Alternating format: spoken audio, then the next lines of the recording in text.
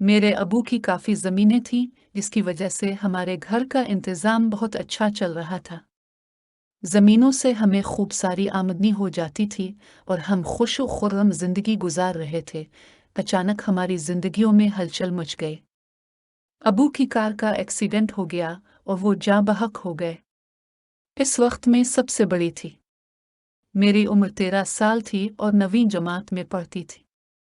छोटी बहन 7वें में और सबसे छोटा भाई सिर्फ 7 सालों का था। हम सब का इस हादसे की वजह से बुरा हाल था, ख़ास तौर पर हमारी माँ का। हम तो फिर भी मुतमईन थे कि हमारे सरों पर माँ का तो साया है। इस मौके पर चाचा ने हमारा साथ दिया। जो कुछ ज़मीनों से आता वो ईमानदारी से हमें पहुंचा देते और हमें किसी चीज़ की कमी महसूस नहीं होने देते थे।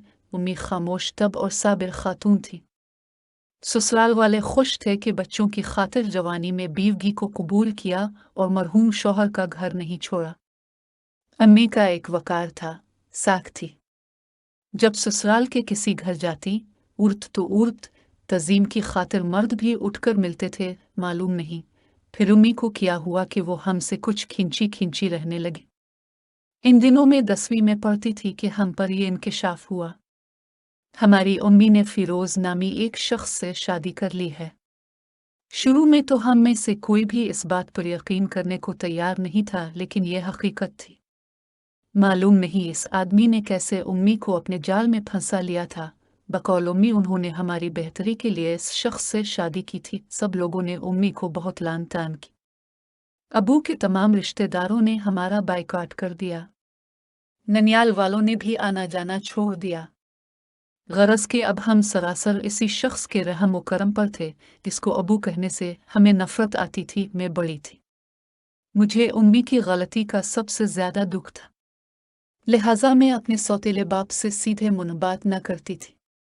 वो अगर सही बात भी करते तो मैं ज़बान दराजी शुरू कर देती। इन हालात का मेरे दिमाग पर कुछ उल्टा असर हो गया था। अब ये होता था कि मैं बैठे बैठे बेहोश हो जाती थी।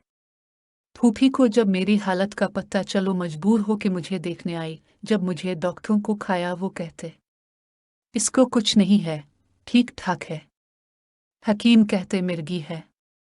दिन बदन मेरी हालत बुरी होती जा रही थी। एक दफ़ा तो ऐसी हालत हो गई कि उम्मी ने मुझ पर सफ़ेद चादर डाल दी और चारपाई पर लिटाकर मेरी आखिरी सांस निकलने का इंतज़ार करने लगी। इन्हीं दिनों फूफो मुझे देखने आ गई और इसी बुरी हालत में अपने घर ले गई। खुदा की करनी कि मैं फूफो के यहाँ जाते ही बगैर इलाज ठीक हो गई। अपने पाँव पर चलकर घर आए, लेकिन घर आते ही मेरी हालत फिर गैर हो गई और मुझे दोबारा दौरे पड़ने लगे। इस बात की इत्तला जब मेरे मामू को हुई तो वो आकर मुझे ले गए। मेरे बाद मेरे भाई की बारी थी, क्योंकि आती दफ़ा मैं अपनी छोटी बहन को भी साथ ले आई थी, लेकिन भाई को मेरी अम्मा ने साथ न आने दिया क्योंकि भाई से माँ बहुत प्यार करती थी। मेरा भाई सौतेले बाप को एक आँख न भाता था।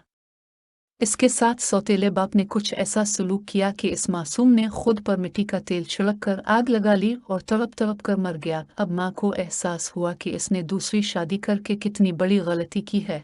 जिस औलाद की खातिर इसने दूसरा खावंद किया, औलाद ने इसको कबूल ना किया।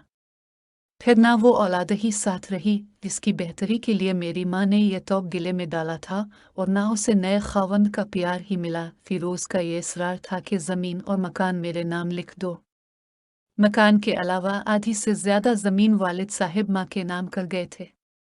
माँ जायदाद इस शख्स के नाम नहीं करना चाहती थी, मगर उसकी बदसलूकी को सलूक में बदलने के लिए उन्होंने अपनी जायदाद इस आदमी के नाम कर दी। ये वजह भी कारगर न हुई और माँ पालकर बेयार मददगार हो गई।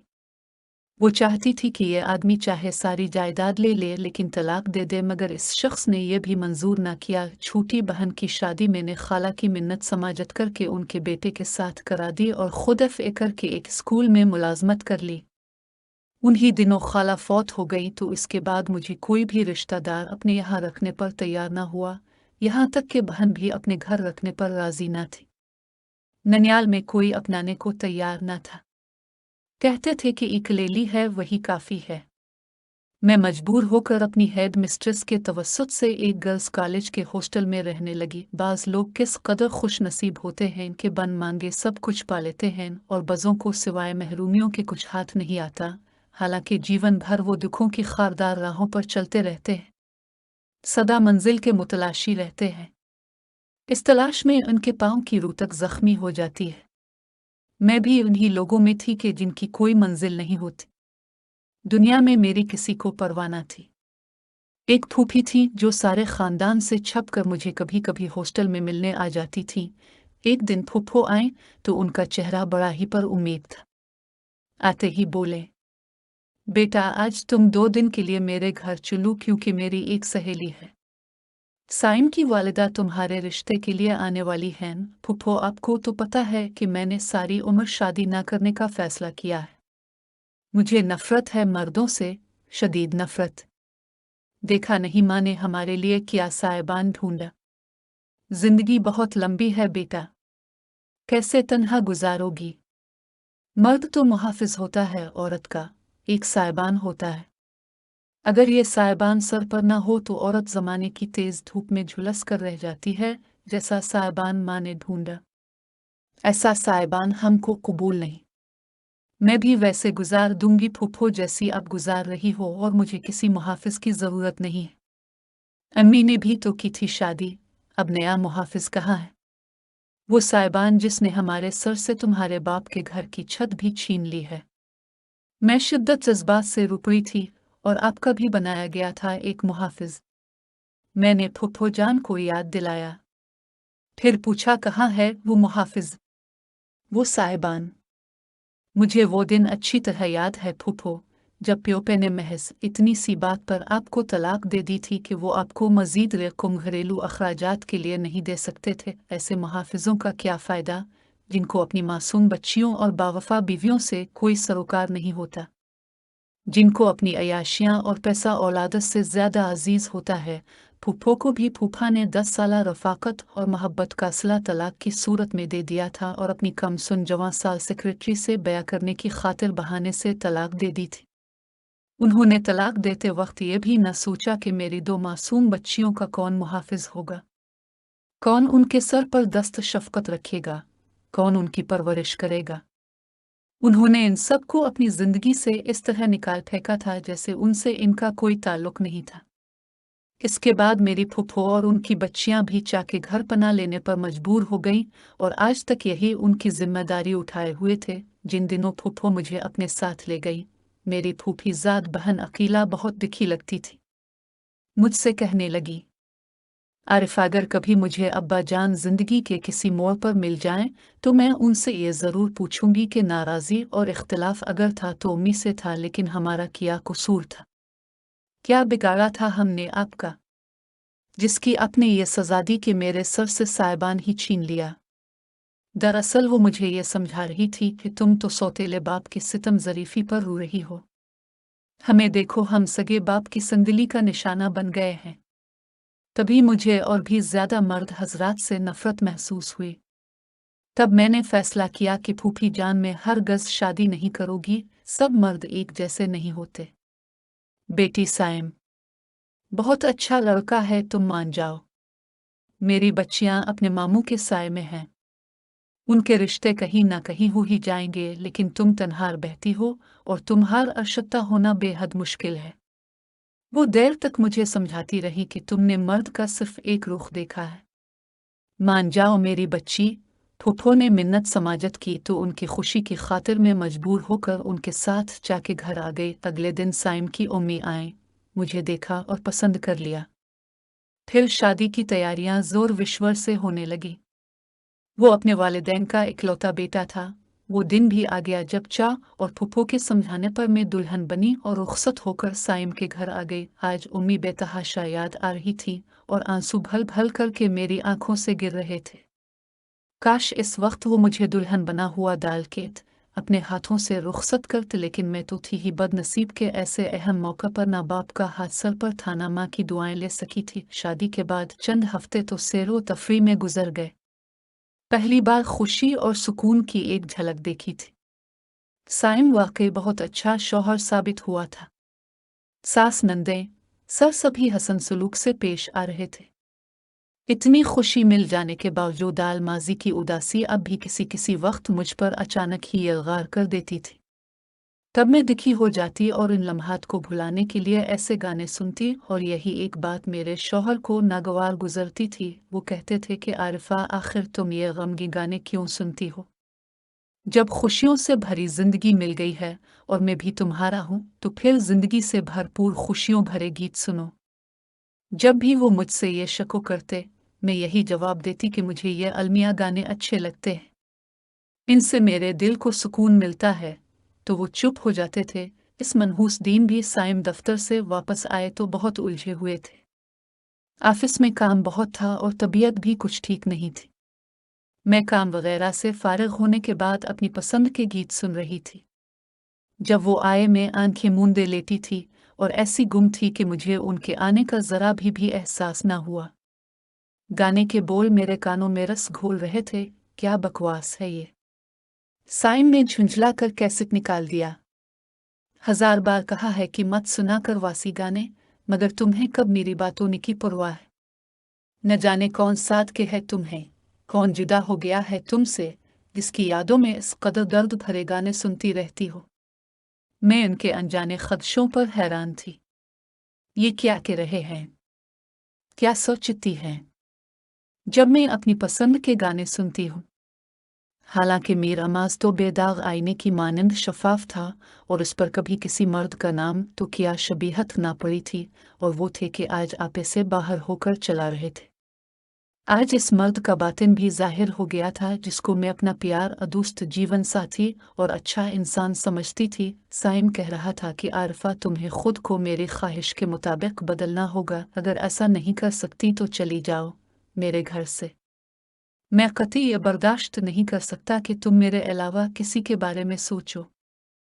किसी बिछड़े हुए की आद में दिन रात मुझसे छप छप कर और अपने माजी को याद करने के लिए हर वक्त अलमिया गाने सुनती रहूं। वो ये कह के चला गया और मैं सुन बैठी रह गई कि ये उसको क्या हो गया है। मेरे तो वहम गुमान में भी नहीं था कि मेरा खावंद, मेरा मुहाफिज, मेरा साबान मुझ पर इस कदर खटिया इल्जामात भी लगा सकता है। मैंने, खुदा गवाह है, अपने खावंद को दिल की गहराइयों से चाहा था, इसी की पूजा करती थी। मेरे दिल में तो सिर्फ और सिर्फ साइम की तस्वीर आविज़ा थी, क्योंकि अब वही मेरा सब कुछ था। अपने हकीकी वालिद के बाद मैंने सिर्फ साइम ही का प्यार देखा था, इसी पर एतबार किया था। मेरे तो एतमाद था वो मुझे मर्जात से जो नफरत थी वो साइम से शादी के बाद ख़त्म हो चुकी थी। इसका अलमिया गाने सुनने से कोई ताल्लुक ना था। ये तो मीर उमजाज बन चुका था। मैं ये भूल ही गई थी कि साइम भी एक मर्द है कि वो औरत पर जब चाहे जैसा इल्ज़ाम लगा दे, कोई इससे पूछने वाला नहीं। काश साइम तुम न कहते ये सब कुछ, मैं तो पहले ही दर्दों जली थी। तुमने तो ये तक न पूछा कि आरिफा, आखिर तुम्हें दुख क्या है जो तुम ये गाने सुनती हो? मेरे तो ऐसा मिजाज बन गया था। वालिद साहिब के कार के हादसे में फौत हो जाने के बाद से हालात की तनफी के सब में ये गाने किसी बिछड़े हुए महबूब के इश्क में नहीं सुनती थी, मगर हाँ, अपने अफसरदा दिल को बहलाने के लिए अलमिया गीत सुनती थी। मगर मुझसे पूछने की ज़रूरत भी क्या थी? मेरे दुखों से आखिर तुम्हारा क्या वास्ता था? और फिर किस कदर आसानी से तुमने कह दिया कि चली जाओ, मेरा जाना ही बेहतर है। मैंने कहा था तुम्हें मुझ पर एतमाद नहीं रहा, इसीलिए मैं तुम्हारे घर से जा रही हूँ। तुमने फिर भी मुझे रोका और न बेग रखवाया। एतमाद की बुनियाद पर ही मियाँ बीवी का रिश्ता उस्तवार होता है। किसी गैर का तसव्वुर भी इस एतमाद की बुनियाद में दरारें डाल देता है। तब मुक़द्दस बंधन की यह इमारत पिल भर में ज़मीन बोस हो जाती है। इसी शाम में अपने चंद जूड़े लेकर अपनी सहेली के घर चली गई और फिर वहाँ से हॉस्टल। मैं साइम को ये बावर ही ना करो इसकी कि अपने बचपन की बातें, अपने मरहूम बाप की शफ़क़त से महरूमी का एहसास माजी में मुझ पर इस कदर गहरा था कि मैं दुनिया की तमाम दिलचस्पियों से कट कर रह गई थी। इस वजह से मैं अलमिया गाने सुना करती हूँ। हॉस्टल आकर भी मैं कितने ही दिन साइम की मुंतज़िर रही कि एक दिन इसको जब अपनी गलती का एहसास होगा तो वो मुझे लेने ज़रूर आएगा, मगर वो ना आया। कुछ अरसा खामोश रही, फिर तलाक आ गई और मैं अपने तसव्वुरात दिल में दफन करके हमेशा के लिए हॉस्टल की हो गई और अपनी महरूमियों से समझौता कर लिया। जो थोड़ी सी रकम ज़मीन फ़रोख्त करने के बाद विरासत में मिली, इसको चचा ने हम दोनों बहनों में बराबर तकसीम कर दिया और मैंने इस रकम से एक छोटा सा घर खरीद लिया था कि सर पर साइबान ना सही। बापा के वर्से से खरीदे मकान की छत तो हो जो मुझे मौसमों के सर्दो गर्म से बचा सके। 5 बरस तक मैं तनहा जिंदगी के सर्दो गर्म सहती रही। स्कूल में दोबारा मुलाजमत मिल जाने से मुझे सुकून नसीब हुआ। सोच भी ना सकती थी कि जिंदगी में एक बार फिर कोई खामोश तूफान आएगा। मार्च में मेरी शागिर्द लड़कूहे के इम्तिहान थे। जब मेरी मुलाकात इसके फूफीजाद नायला के तवस्सुत से हुई, वो उन्होंने मेहमान का नाम वहीद और उनकी बेटी का नाम शिज़ा बताया। मुझे शीज़ा को ट्यूशन पढ़ाने को कहा गया था। मैंने माजरत चाही कि वक्त कम था और इम्तिहान सर पर थे, मगर बाजी नायला के इसरार पर हामी भर ली। शीनज़ार विज़ अपने वालिद वहीद साहिब के हमरा पढ़ने को आने लगी। 2-4 दिनों में अंदाज़ा हो गया कि वहीद अच्छे इंसान हैं। ना चाहते हुए भी मैं उनको ड्राइंग रूम में बिठा लेती थी। वो इंतज़ार करते रहते और जब शीनज़ अगले घंटे बाद पढ़ाई से फारिग होती वो इसको साथ लेकर चले जाते। एक दिन उन्होंने वक्त मांगा कि मुझसे चंद बातें करना चाहते हैं। मैंने माजरत की, क्योंकि अक्सर वक्त मेरे स्टूडेंट मुझसे पढ़ाई में मदद लेने घर आई रहती थी। उन्होंने इस्तदा की मेरी दावत कबूल कर लें और मेरे घर पर तशरीफ़ लाईं ताकि आपसे चंद ज़रूरी बातें जो कहना चाहता हूँ कह सकूं। सोचा कि बच्ची के बारे कुछ मसाइल होंगे, इनसे उनके घर पर जाकर बात करने का वक्त दे दिया। मैं इनके घर गई। एक मुलाजमा और 2 मुलाजिम इनके साथ घर में रहते थे। बेगम वफात पा चुकी थी। बच्ची उन्हीं मुलाजमीन की मदद से परवान चढ़ रही थी। भरा हुआ घर भी खाली खाली लगा, क्योंकि घर में वो औरत मौजूद न थी जिसके दम से घर आबाद होता है। उन्होंने मुझसे अपनी उजवी जिंदगी में बहार लाने की भीख तलब की, क्योंकि वो भी तन्हा थे और मैं भी। वो मेरे घर का माहौल देख चुके थे और इनकी बेटी को बकौल उनके मुझे ऐसी माँ की ज़रूरत थी, मैं जो शादी के नाम से कानों को हाथ लगाती थी। इनकी पेशकश को ठुकरा दिया ये कहकर के मर्ज़ात से मेरा एतबार उठ गया है। उनकी आफर कबूल करने से माजरत कर ली और माथे पर बिल डालकर घर आ गई। इसके बाद वो मेरे घर नहीं आए, लेकिन एक खलिश सी दिल में छोड़ गए। आज जबकि शादी की उम्र नहीं रही, जाने किस बात का तासुफ है जो कसद बनकर दिल को दबोच लेता है। शायद आने वाले बुढ़ापे में मजीद तन्हाई का खौफ और औलाद से महरूमी का एहसास। आ फिर नहीं जानती इस जज्बे को किस शय का नाम दो, लेकिन कभी कभी लगता है कि एक बार बहार ने दस्तक दी तो मगर मैंने इसको अपनी बेवकूफ़ी की वजह से खो दिया। क्या खबर अगर मैं वहीद पर एतबार करके घर बसा लेती और शीज़ा को ममता का प्यार देती तो खुदा मुझे माँ के दर्जा पर फायज कर देता। ये खलिश आज भी है।